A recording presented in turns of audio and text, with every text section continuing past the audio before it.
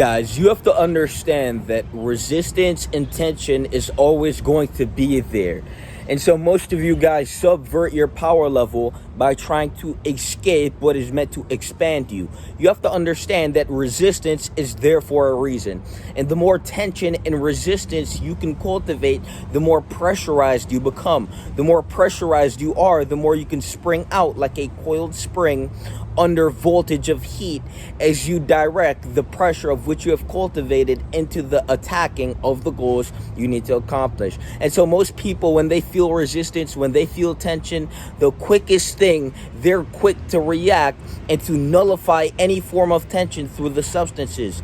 You feel tension, and there you go to the pressure to release the tension of which was going to form you into a diamond. A diamond requires pressure. Every time you extinguish any form of pressure within your existence, you are robbing yourself out of the needed metaphysical material to cultivate a higher quality existence and self.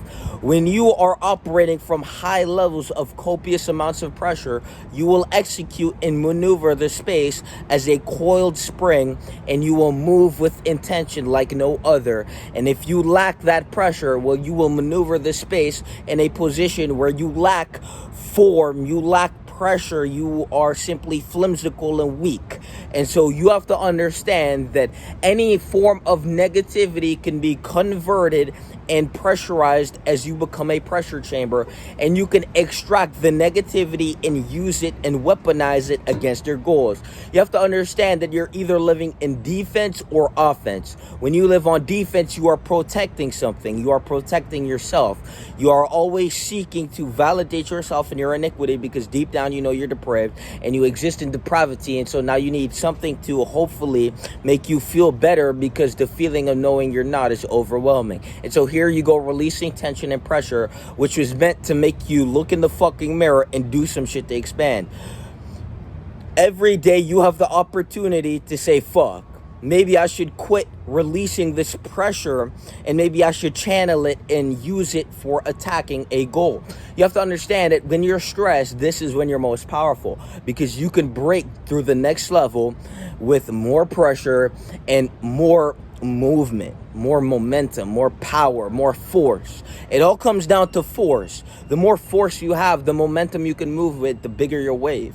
And so most of you guys, you release any form of tension and you shrink your wave into this tiny little current. And so when it comes to causing an effect, well, your effect is dwindling and fading just like the wave you've created. It's barely anything. But when you have so much pressure of which your waves now turn into tsunamis, when you cultivate and become a pressure chamber walking around with the force, the momentum of a tsunami, well, now you will see that when it's time to attack your goal, well, the force of the tsunami is what you attack with. And that force is what allows you to create, sustain, maintain, and continue growing and expanding beyond that level. And so most people will forever remain at the lowest echelon of existence, because they forever will release the tension of which life has provided them to maneuver space and time with intention. They will forever rob themselves out of everything they need, which is the tension and the direction to channel energy towards. And so when you exist in constant escapism, well, you don't actually fucking escape. You simply rob yourself out of the time and energy that you could have used being productive, and you produced an effect of escaping the responsibility of life. You have to understand that when you release the tension of what you need, which is a force, and it comes down to a force, a momentum, a force to push you in the direction you should be going, you'll now realize that because you release the tension, you now dwindle and fade as this fucking weakling. It's a pathetic phenomenon. When you sit there, you need the weed to escape yourself. The life that you live is too much, it's too stressful. Even though you do nothing, you are nothing, you will die nothing. You sabotage yourself every fucking day. You betray yourself more than anyone you've ever met in your life. The times you have betrayed yourself is every fucking day. Every time you pick up the Pornhub, every time you pick up the vape, every time you pick up the weed. Well, look in the fucking mirror when you're done doing it and realize that you're a bitch.